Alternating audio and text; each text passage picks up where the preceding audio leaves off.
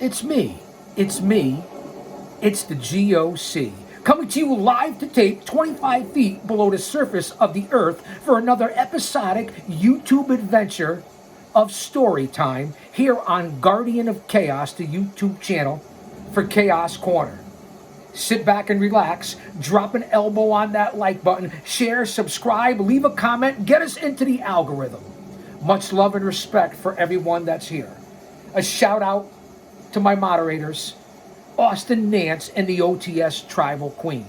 We are in part 3 of chapter 3 of the legendary Toad's Place, as we do story time and the book review for the very first time together. We are reading and reviewing this together. An unbelievable read, an unbelievable book that was released in 2021 that I just picked up over the weekend at Barnes & Noble. The legendary Toad's Place, Stories from New Haven's Famed Music Venue. Written by Brian Phelps and Randall Beach. Go back and check out part 2 of chapter 3. It's unbelievable. Part 1 of chapter 3, the opening monologue, chapters 1 and 2. Fans, I'll be going on with this through the Christmas season into the new year here on Storytime. It's an unbelievable read. And I know I've already said it 2 or 3 times. So sit back and relax as we review this historic venue. I appreciate you guys being here. 2 other well-respected singer-songwriters came to Toads within a couple of weeks on each other in August of 1982. Steve Forber and Joe Jackson. Forber had scored with Romeo's Tune in 1979. His writing was so good that the Village Voice saddled him with the label The New Dylan. Our audience loved him. The show was highlighted by going down to Laurel, about a dirty, stinking town in his native Mississippi. Joe Jackson, who had a big hit with his song, Is She Really Going Out With Him? And Stepping Out, as well as It's Different for Girls, played to a sold-out crowd. The fans knew the words to just about every song. They loved every minute. We were lucky to get him. We also had Jerry Jeff Walker, and we got him more than once. His most popular songs were then and remain Mr. Bojangles. He jumped up and clicked his heels. Mr. Bojangles, which he wrote based on his experience in a jail in Austin, Texas. Guy Clark's L.A. Freeway, and Ray Wiley Hubbard's Up Against the Wall, Redneck Mother.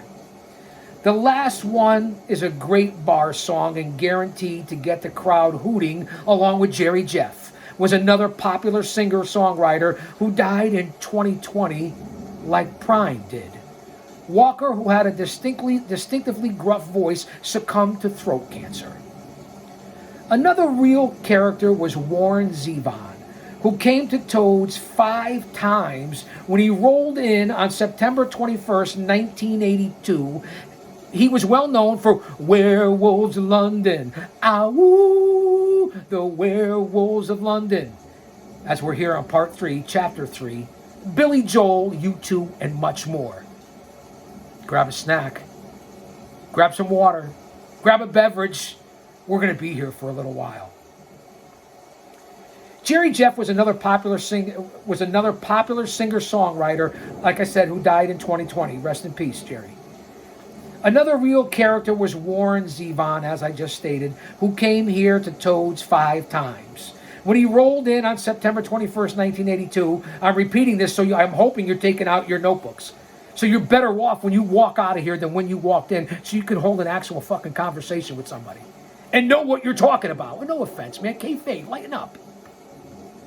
He played for 2 hours and the crowd kept calling him back for more. I love you, rock and roll, he shouted as he left the stage. At that time, Zevon had gone off the bottle. In an interview with Beach backstage after the show, Zevon sipped coffee and admitted, I had a terrible drinking problem. I've deliberately set out to debunk the drunken artist theory. I don't think drunks are funny. I don't think they've ever done anything funny when I was drunk. And certainly I've never written anything funny while drunk, said Zevon. If I'm quoting him correctly. Zevon said he had been bothered by all the drinking among the Toads crowd, but had learned to deal with it. Tonight, someone raised a bottle in front of me all night long. On my last tour, I'd have wrenched it out of his hand. But now, I know I don't have the right. That's too judgmental. But Zevon did have a temper. Before one of his shows, during the sound check, there was a problem with the microphone on his piano. Our sound man, Ch.3, could see that Zevon was struggling, and he went up to the stage and tried to help him install the mic. It was a tedious job. Zevon stepped back and watched. Unfortunately, Keith dropped one of the mics into the piano, and Zevon told him, "I got it, asshole." Keith said, "Okay, no problem," and went back to the soundboard.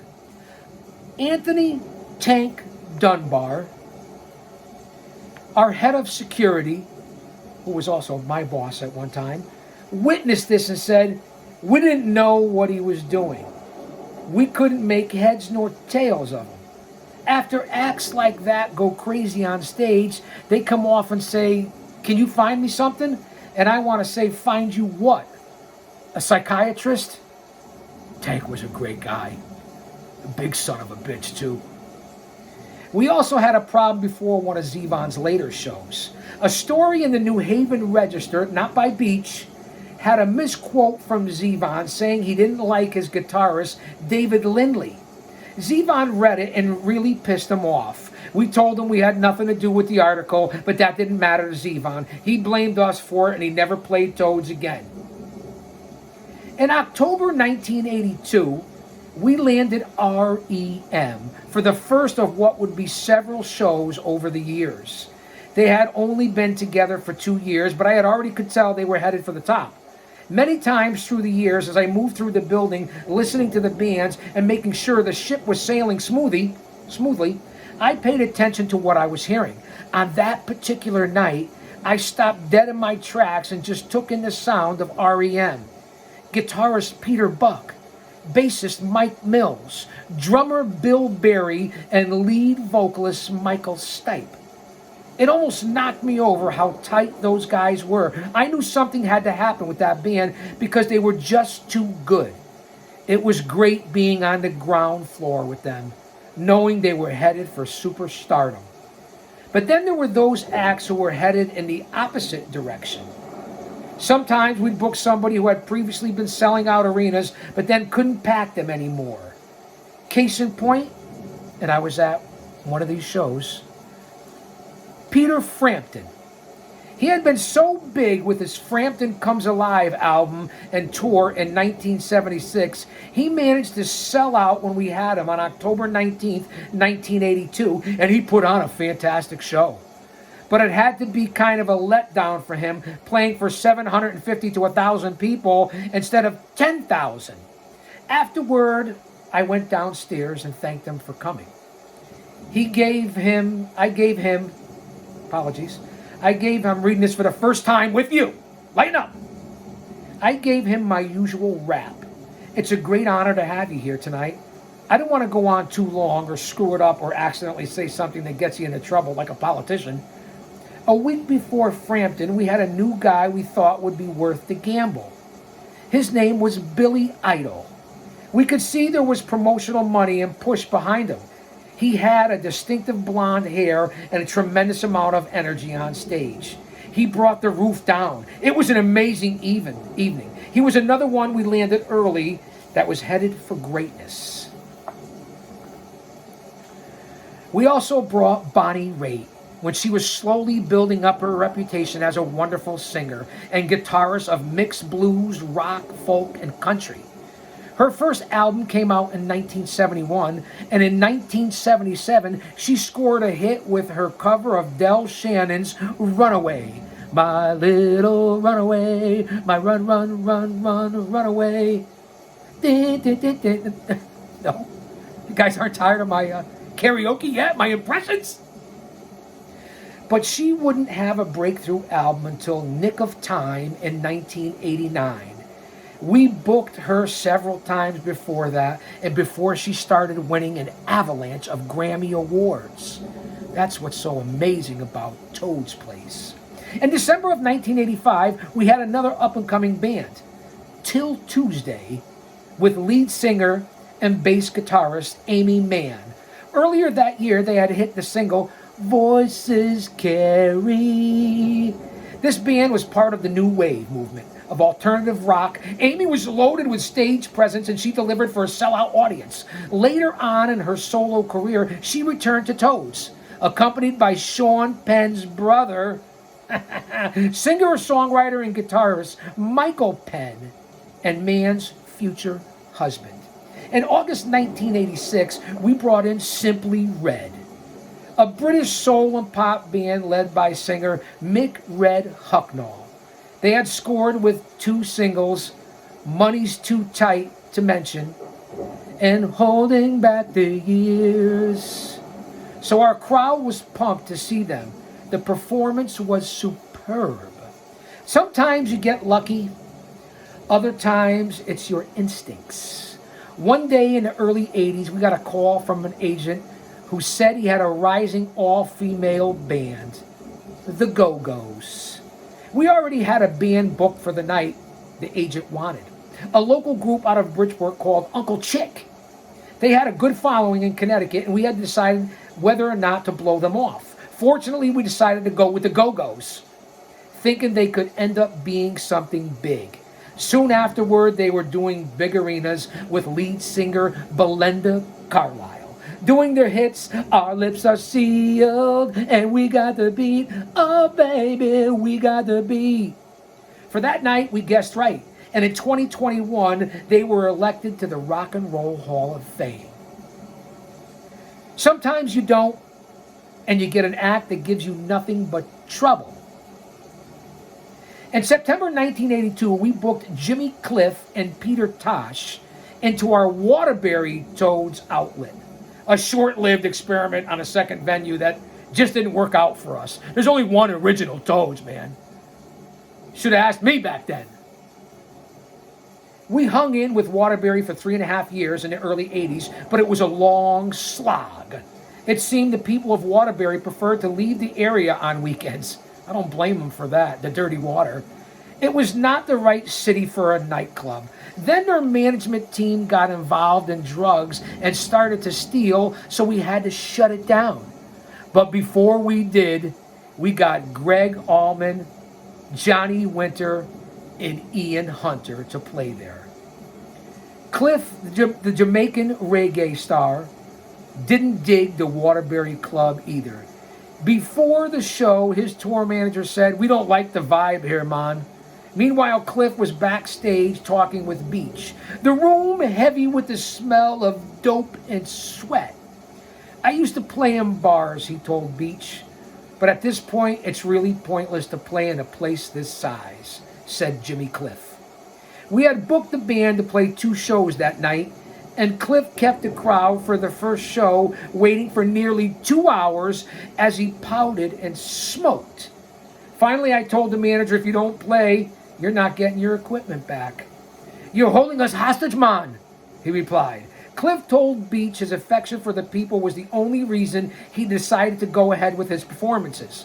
When he did go out there, he quickly mellowed the angry and impatient crowd by walking up to the mic and singing, "You can get it if you really want," from the film The Harder They Come. The people started moving with the rhythm and everything was cool, man. "Tell the world you know you are special," he sang. And the crowd yelled back, "Special, special." Later, he had the audience shouting African chants with him. The crowd for the second show also had to suffer in the wake of Cliff's antics. Because of the delay with the first show, those with tickets for show number 2 were kept waiting outside in the rain for more than an hour. Reggae bands are unpredictable, but one thing you know for sure, your club is going to reek of pot the whole day and night. That's what it was like when Ziggy Marley, Bob Marley's son, came to Toads. There's no controlling it. They all do it. This is the way they live. Some bands drink gallons of beer. Reggae bands smoke prodigious amounts of weed.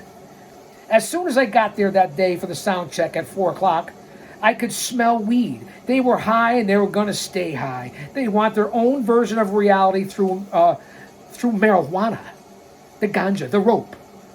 The stronger the better, but everybody's happy and nobody's fighting. Smoke 'em if you got 'em, man.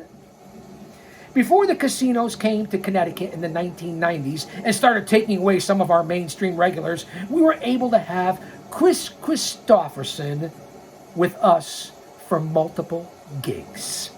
Of course, he was also a movie star, like A Star is Born, with those killer good looks. Middle-aged women would arrive on our sidewalk as early as 6 a.m., setting themselves up on Chase lounge chairs so they can get close to the stage for that night's show. Beach in the New Haven Journal-Courier, the Register's sister paper, like anyone gives it to him, on June 22nd, 1983, reported seeing this. He was besieged by hordes of women. They screamed and sighed long into the night as he performed 2 sets, then had to make his way through the eager women waiting outside his dressing room, as well as those on his tour bus. Well, surrounding his tour bus. I don't know who ended up in there. Tank Dunbar, as I previously stated, chief and head of security, that big son of a bitch, my boss at one time, as was Brian, who wrote this book, who was overseeing security at the time, remembered Christopherson as being a chick magnet. The women wanted him, but he didn't want them, remembered Tank. He was just a friendly married guy who signed autographs after the show until the line was done. A husband who was dropping off his wife for one of the shows said to her, "Just don't come home pregnant." And I'm wondering, why is he bringing her here? I told her, I don't think you're going to get pregnant tonight. But Christopherson was happy to charm the ladies through his music. He sang, "Help Me Make It Through the Night," "Sunday Morning Coming Down," and "Me and Bobby McGee," which he wrote, but Janis Joplin turned into a mega hit. From Beach's review, they loved him when he smiled. When he took off his black leather jacket, when he sang his ballads, women of all ages swooned as he crooned, "Lay your warm and tender body next to mine."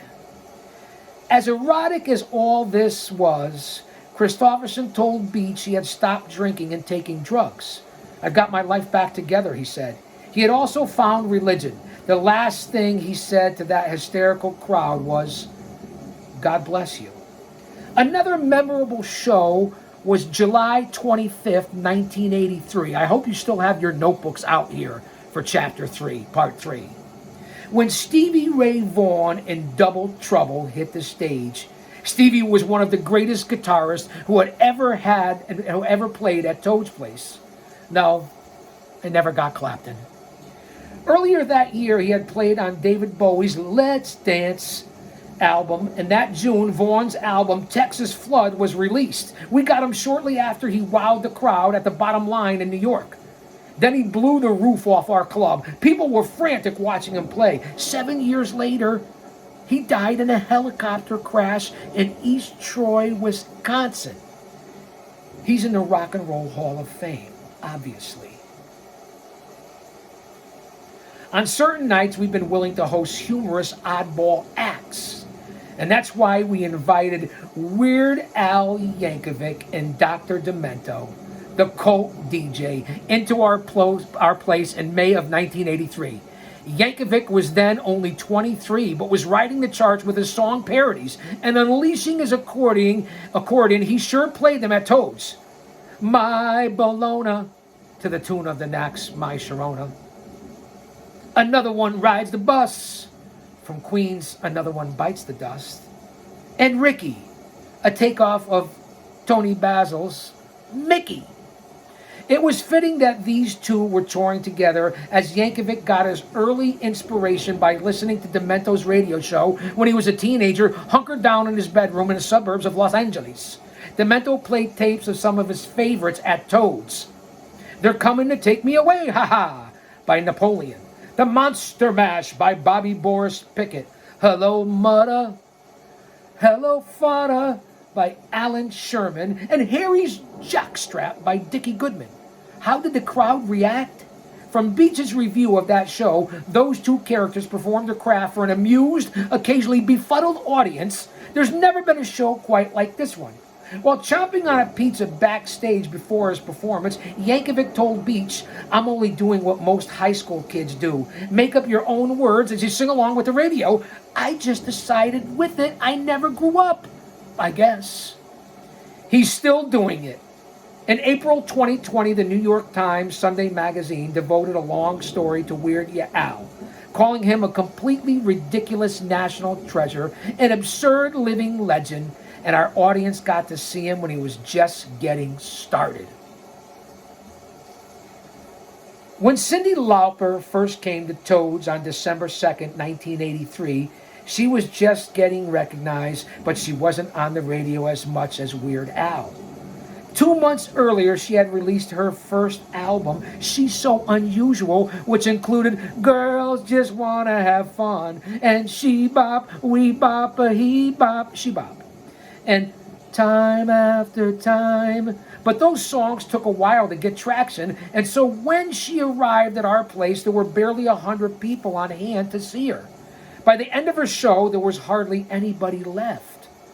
But we treated her well. We could see her record company was really pushing her. I showed her our shirts and sweatshirts and told her, "Take anything you want." She took an armful of swag. I had no idea she was going to be as big as she got. 4 months later, she was back in front of a sellout crowd. "A lot has happened since I saw you last," she told the audience. Beats described the scene. She immediately took over the place. She was a skirt twirling, maybe that too. A skirt twirling, whirling dervish. Say that 3 times fast. People were riveted by her appearance. She wore sunglasses along with an old-fashioned man's hat, a long dress, a bullet-spangled belt, mega earrings, all kinds of bracelets, bright lipstick, very heavy on the makeup, her hair flaming red. She climbed all over the speakers and skipped around the stage, talking to the crowd between songs in a breathless Betty Boop voice. She climbed back onto the speakers to do Girls Just Wanna Have Fun, and the room went bonkers. She returned to Toads after that as well, when she was playing much larger venues. Maybe she was remembering how nice we had been to her during that deserted first show. This time she played shows on Monday and Tuesday night. Both of them sold out. On that Monday, Cyndi's tour manager said they wanted to go out and get a nice meal. "Why don't you go next door to Maury's, the historic favored by its Yale members?" Maury's. I said, "You can eat at a place that has a tremendous amount of history in the Yale world." We walked over there and met Wayne Nunn, the head writer, who was a Toads friend and a big rock music fan. Even though Cyndi and her manager were dressed like bikers, Nunn gave us complete red carpet treatment, bringing us up to the second floor and into the private dining room of Morley's. It so happened that every Monday night, the Whiffenpoofs, the famous Yale singing group, performed for Maury's customers. They came into our room in their white tuxedos, surrounded our table and sang 2 songs. The second was Cyndi's Time After Time. Cyndi was crying as they sang her song. They were loving it too. She was so moved that she invited them to sing it with her on stage the next night. And so on Tuesday, Cyndi's second night at Toads, she and the Whiffs sang Time After Time together, a couple of other songs as well. The audience really ate it up, especially the Yaleys. It was a great night in Toads history. Don't go anywhere, fans. We're coming back with part 4 of Chapter 3, Billy Joel, us, and much more. The legendary Toad's Place. I'll say that to say this because I tell it like it is. Don't you dare miss it.